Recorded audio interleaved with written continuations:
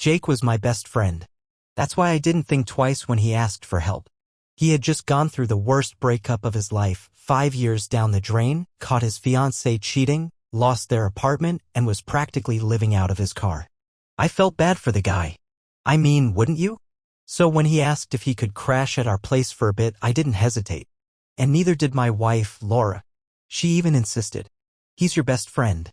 What kind of people would we be if we didn't help? She said, shaking her head like I was crazy for even hesitating. Laura had always liked Jake. Maybe even more than I was comfortable with. But I trusted both of them. Why wouldn't I?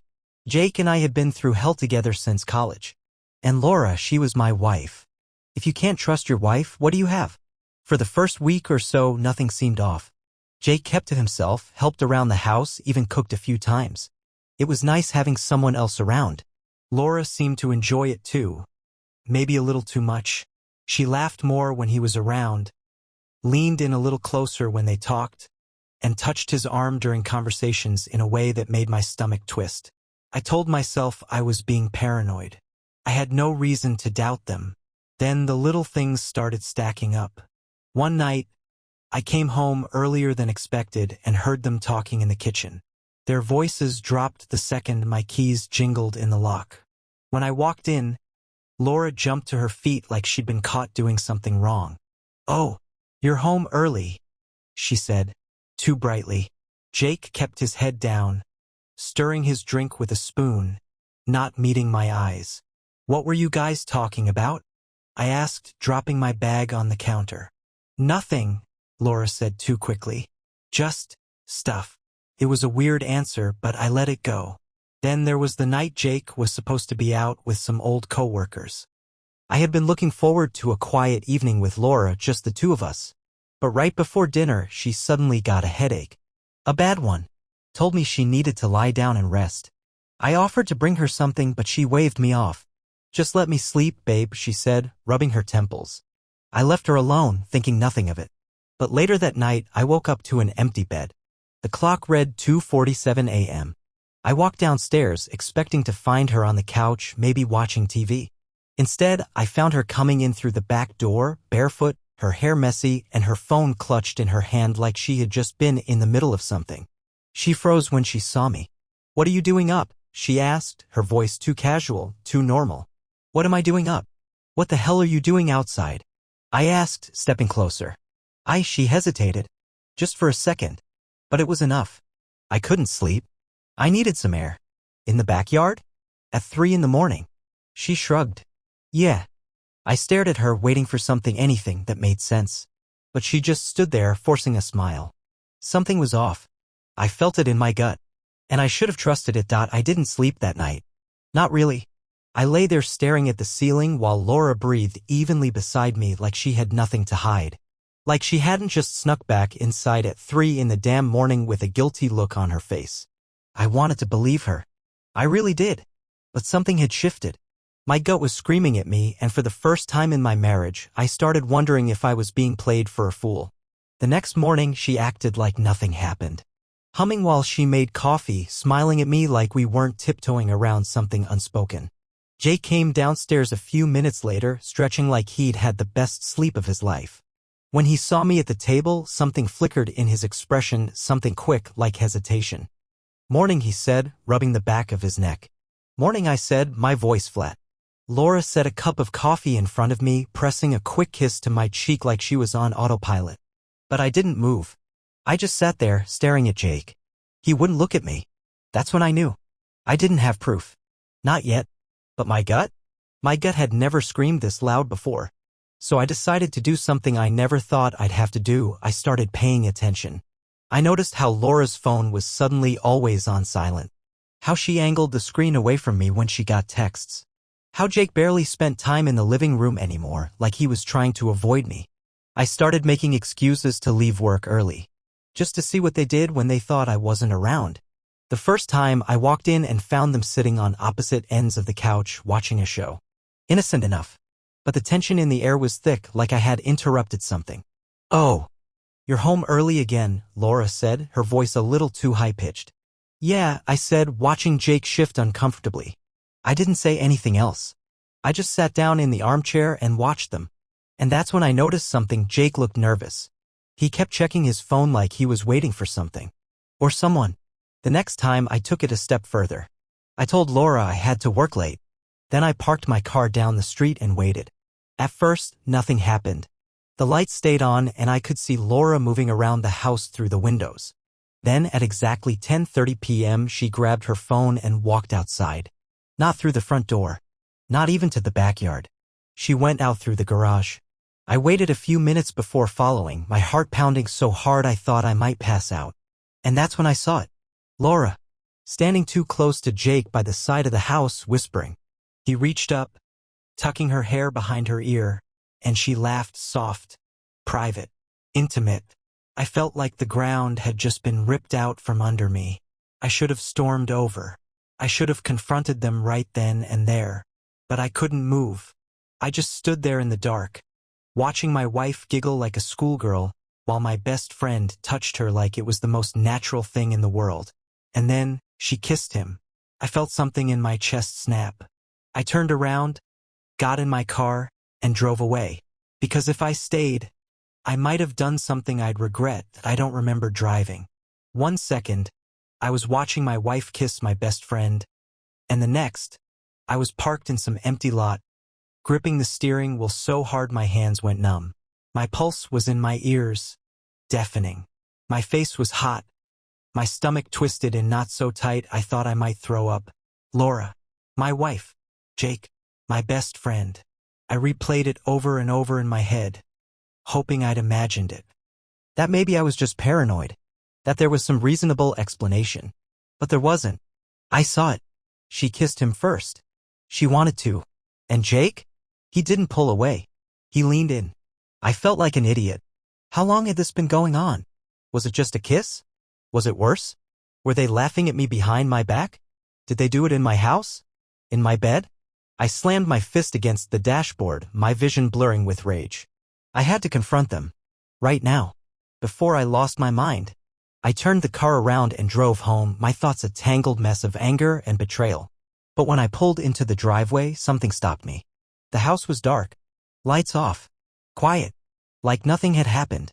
Like my life hadn't just been ripped apart. And suddenly a new thought hit me. If I walked in there right now, they'd have excuses ready. They'd lie. They'd gaslight me. Laura would twist it into some stupid misunderstanding, and Jake would do what he always did. Shrug and play dumb. No. I needed proof. Real proof. Something they couldn't talk their way out of. So I backed out of the driveway and drove 2 blocks down, parking where they wouldn't see me. Then I called in a favor. My cousin, Nate, worked in home security. A few months ago, he helped install some cameras in my buddy's place after a break-in. I had laughed at the time, saying I didn't need that kind of paranoia in my life. Now I wished I'd done it sooner. I dialed Nate's number, my hands shaking. He picked up on the second ring. Yo, what's up, man? I need cameras, I said, my voice hoarse. Tonight. There was a pause. What? I don't have time to explain. Just, can you do it? Another pause. Then, you in trouble? I swallowed. Yeah. 30 minutes later, I met Nate outside my house. He had a small bag of equipment with him, his expression tight with concern. You want to tell me what's going on? He asked. I shook my head. Not yet. Just help me set them up.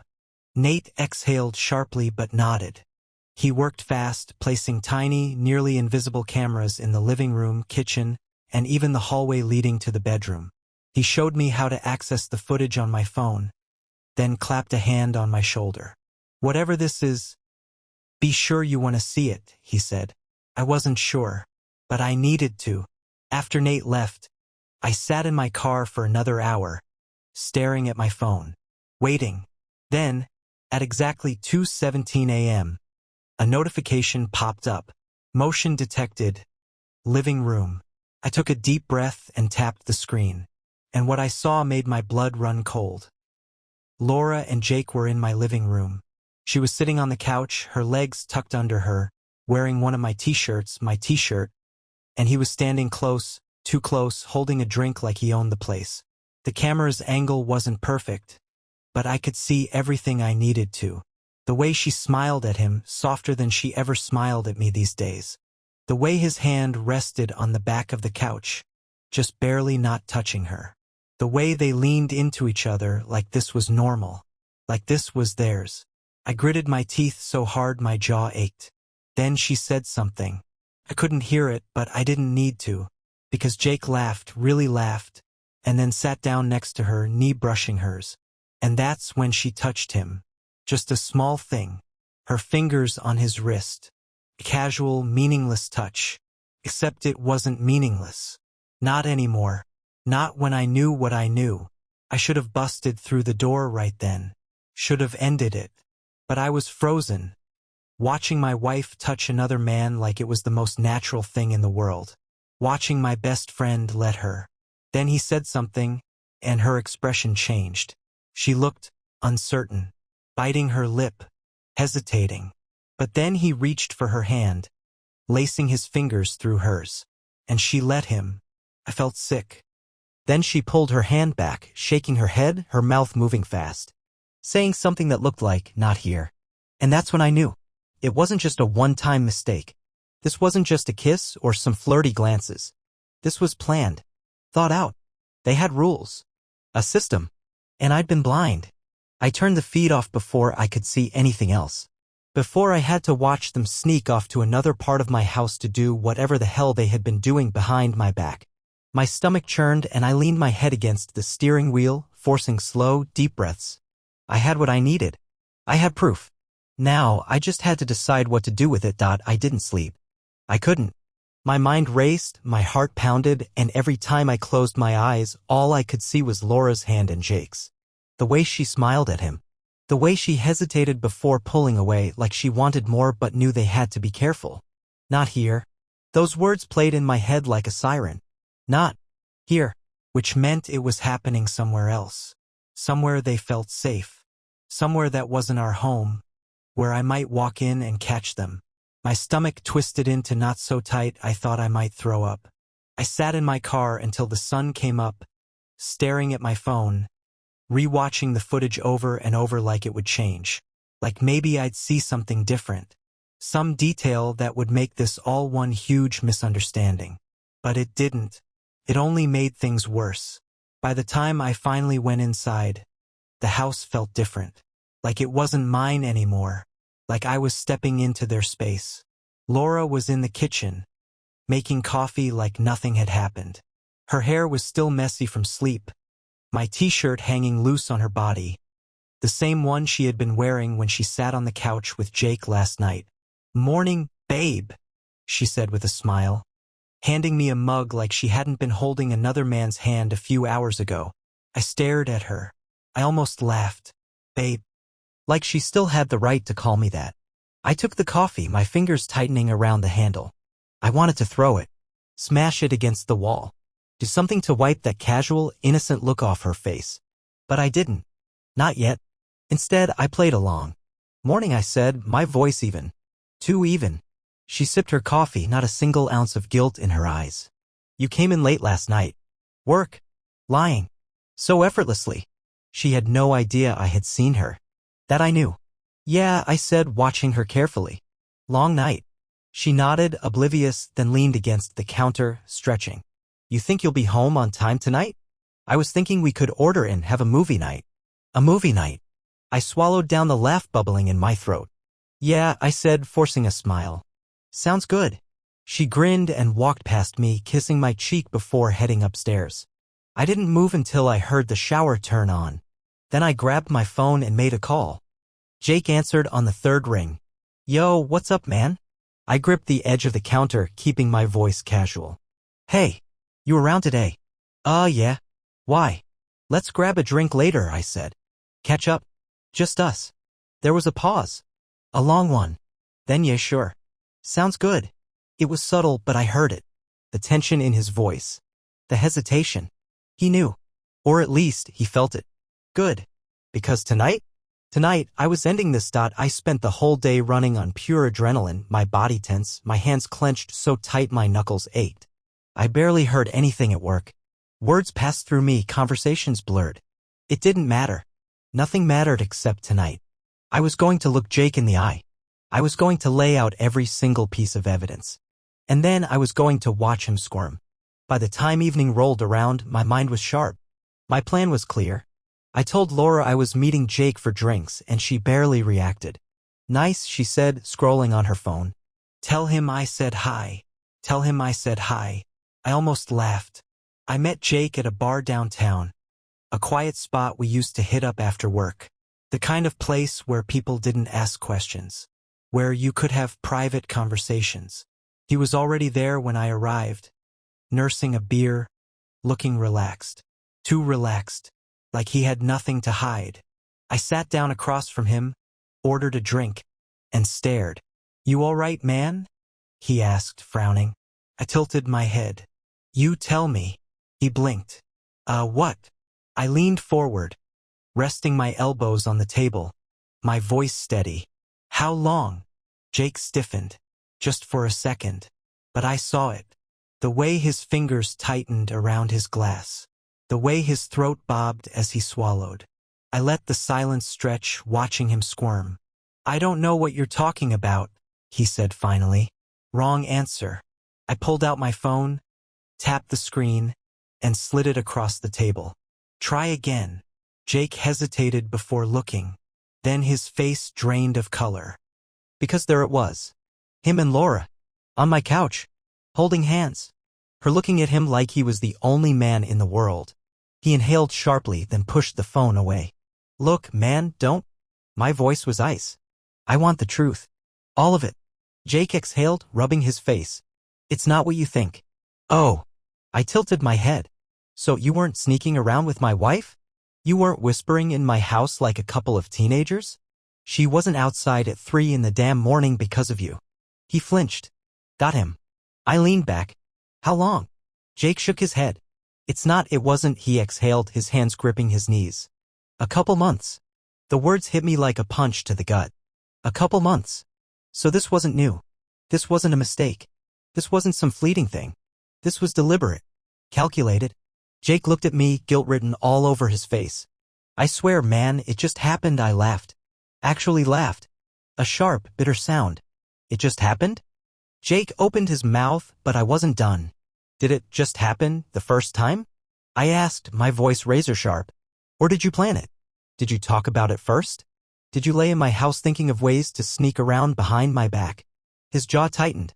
I nodded, a cold numbness settling into my chest. That's what I thought. He sighed.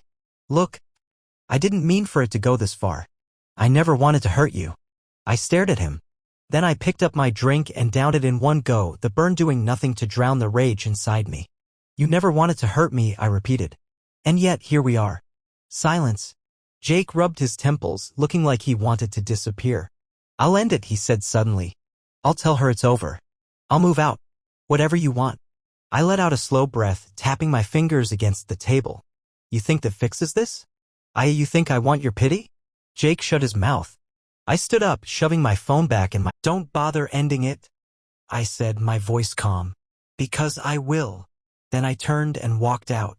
Jake didn't follow. I drove home with my pulse pounding. My hands gripping the wheel so tight my fingers ached.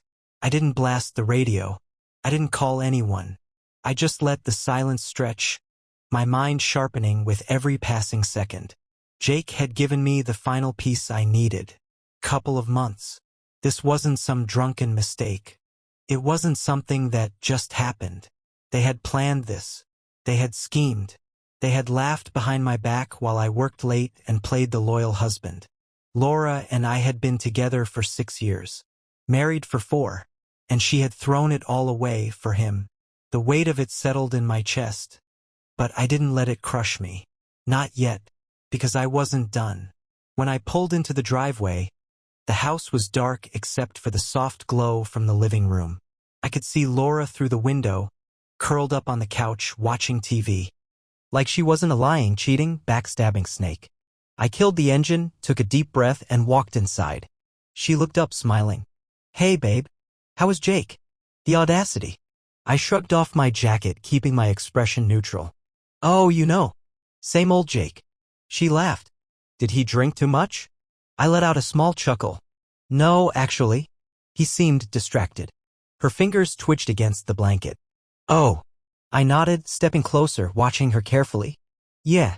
He said something interesting, though. She blinked, feigning innocence. Oh. I tilted my head. He told me about you too. Silence. The air in the room shifted. Her eyes flickered just for a second, and I saw it. The panic. The calculation. The way her brain instantly spun for a way out. Then she scoffed. Actually scoffed. What? Babe, come on. I didn't blink. Try again. She laughed, but it was nervous now. Forced. What, did Jake say something stupid? You know how he gets after a few beers. I pulled out my phone, opened the camera footage, and hit play. Her face drained of color. Laura went rigid, her lips parting slightly as she watched herself on screen, holding his hand, whispering, smiling, kissing him. I let it play in silence, watching her more than the video, watching the way she swallowed hard, her eyes darting like a trapped animal. Then, finally, she reached for the remote and turned off the TV, sat up straighter, pressed her lips together, and just like that, she flipped a switch. This is ridiculous. I laughed. Actually laughed. Because of course she was gonna play it like this. Oh, please, she continued, rolling her eyes. You're acting like I cheated or something. I stopped laughing. My jaw clenched. You kissed him, I said slowly. She sighed dramatically, throwing her hands up. Oh my God. It was just a moment. Okay? A stupid, meaningless moment. I stepped closer. A moment that's been happening for months? But only for a second. Then you're being insane. She crossed her arms, her voice sharp now. Defensive. This isn't some affair, okay? We're just close. You're making something out of nothing. Something inside me snapped. I leaned forward, my voice deadly calm. Do not insult my intelligence, Laura. Her mouth clamped shut. I stared at her. Really stared at her. The woman I thought I knew. The woman I had loved. And now? Now she was just a stranger. I saw everything, I said quietly. And I heard it from Jake himself. Her mask cracked. Finally. She looked away. Exhaled. Then, instead of apologizing, instead of even pretending to feel bad, she shrugged. What do you want me to say? I blinked. Excuse me. She met my gaze, and I saw it then. The real her. The one she had been hiding all this time. What do you want me to do, huh? She snapped. Cry? Beg for forgiveness? You already made up your mind, so what's the point? I inhaled sharply, steadying myself. The point is that you broke our vows. Oh, please. She let out a humorless laugh. We both know things haven't been great for a while. My blood ran cold. What? She rolled her eyes. Come on, don't act surprised. You work all the time, you barely pay attention to me. I took a step back, shaking my head. No. No, you don't get to do that. You don't get to shift blame when you're the one who cheated. She scoffed. Oh my God, stop being so dramatic. Dramatic. Dramatic. I stared at her, something inside me breaking completely. She didn't care. She didn't even care. I let out a slow breath and straightened. You're unbelievable. Laura crossed her arms. Are we done? I laughed. I actually laughed. Oh, we're done. I nodded, grabbing my keys.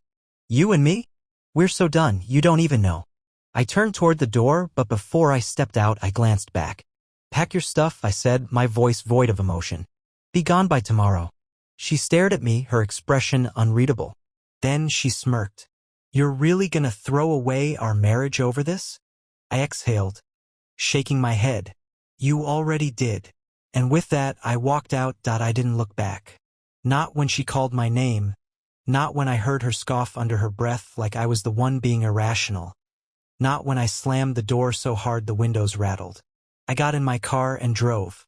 I didn't know where I was going, and I didn't care. The only thing I knew was that I needed to be anywhere but there. My hands were shaking against the steering wheel. I had imagined this confrontation 1,000 different ways, but never like that. Never with her smirking. Never with her rolling her eyes like I was a joke. Like I was disposable. I drove aimlessly for over an hour before finally stopping at a gas station on the outskirts of town. I sat in the driver's seat, staring at the flickering neon sign, my mind blank. Then my phone buzzed. Laura. I almost didn't answer. But some twisted part of me, some small, pathetic part that still wanted to understand why, made me pick up. Hello? My voice was flat. There was silence for a moment. Then so, that's it. I let out a sharp, bitter laugh. That's it? Are you serious? She sighed as if I was the one exhausting her. Look, I don't see why you're making this such a big deal. I closed my eyes, gripping the phone. A big deal? Yes, a big deal, she snapped. God, you act like I slept with him. I inhaled sharply, steadying myself. Did you? Silence. It stretched between us, heavy and suffocating. Then she laughed. A quiet, breathy sound that made my stomach churn. Would it really make a difference? Something inside me shattered. I pulled the phone away from my ear and stared at the screen like it might change what I just heard. Would it make a difference? Would it make a difference? I exhaled slowly, pressing my thumb and forefinger against my temples. You're disgusting, I said finally. You know that. She clicked her tongue. Oh, grow up. I almost threw my phone across the parking lot. Instead, I clenched my jaw and took another deep breath.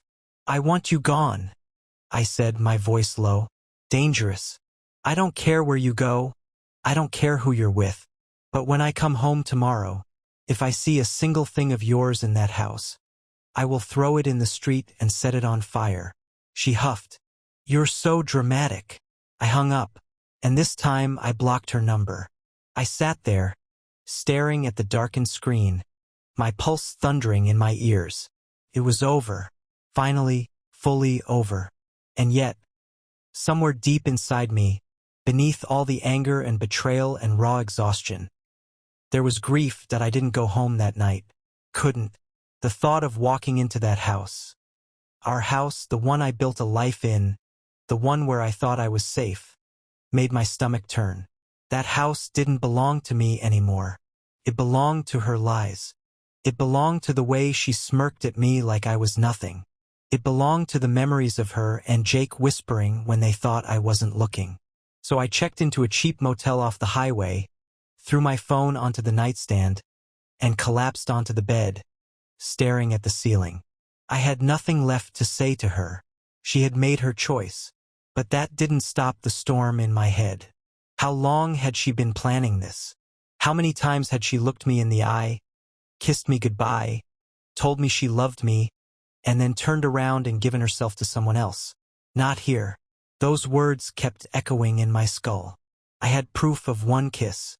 But now I knew better. The way she had laughed when I asked if she had slept with him, the way she had dodged the question instead of denying it, they hadn't just been sneaking around emotionally. They had been careful. They had planned this.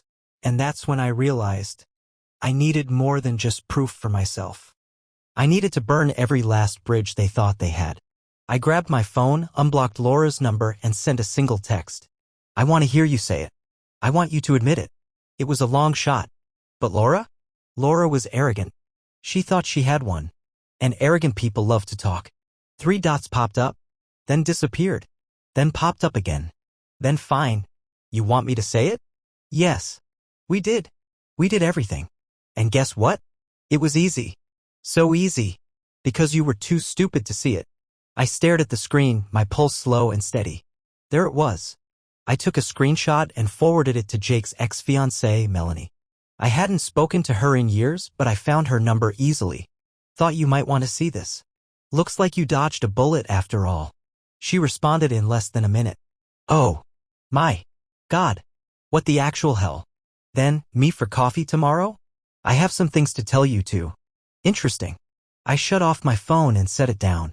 For the first time in weeks, I smiled. Because Laura thought she had won. But she was about to learn just how wrong she was. The next morning, I woke up feeling lighter. Not healed, not okay. But like I had finally cut off the dead weight that had been dragging me down. I checked out of the motel, grabbed some gas station coffee, and headed to meet Melanie. I didn't know what she had to tell me, but if it was anything like what I had learned over the past 24 hours, I was in for a hell of a conversation. I found her sitting in the corner of a quiet cafe, sunglasses perched on her head, a cup of coffee untouched in front of her. She looked up when I walked in, her expression tight, controlled. But when I sat down, she let out a long breath. I knew something was off, she said, but I never thought it was her. I raised an eyebrow. What do you mean? She pulled out her phone and scrolled for a second before sliding it across the table. My stomach turned. There, on the screen, was a text conversation. Jake. It was never serious with her. You know that. Jake, you were the one I wanted. I just got distracted. Jake, if you ever want to talk, I'm here. Dated 2 nights ago. I blinked, then let out a sharp, bitter laugh. You've got to be kidding me. Melanie shook her head. I blocked him after that. She exhaled. But that's not even the worst part. She took another sip of coffee, watching me carefully, like she wasn't sure how much more I could take. Then, I don't think Laura was his first. My stomach dropped. Melanie pursed her lips, hesitating. I never had solid proof, but towards the end of our relationship he was weird, secretive, always sneaking around, disappearing at odd hours. And the way he talked about you. She shook her head. He was jealous of you. I froze. What? He would compare us, she said, frowning. Like, oh, Alex and Laura do this, why don't we? Or, Alex doesn't have to deal with this in his relationship. She met my eyes. He resented you, Alex. I think he's always resented you. Something cold slithered down my spine. Jake wasn't just a backstabbing friend. He had wanted to be me. And when his own relationship fell apart, what did he do? He took what was mine. Except now, he had nothing. I leaned back in my chair, exhaling slowly. He's going to try to weasel his way back into your life, I said. He doesn't know how to be alone. Melanie smirked. Oh, I know. That's why I'm making sure everyone knows exactly what kind of person he is. I raised an eyebrow. She shrugged. A couple of my friends still talk to him. I might have sent them those screenshots. She took another sip of coffee, eyes glinting. And I might have sent them to his boss, too. I grinned. Remind me never to piss you off. She smirked. Too late for Laura. After that, we talked for another hour, sharing stories, piecing together just how deep this betrayal went. By the time I left, I had a list of names, people who needed to know the truth. People Laura and Jake had lied to. And I made sure they all got the message. I didn't go home until late that night. And when I did, she was gone. Her closet was empty. Her things were gone. The only thing she left was her house key on the kitchen counter. No note. No apology. Coward. I stood there for a long moment, staring at the space where her things used to be. Where my life used to be. Then I exhaled. And I felt free. Because the truth was, Laura had never been the love of my life. She was just a lesson I had to learn.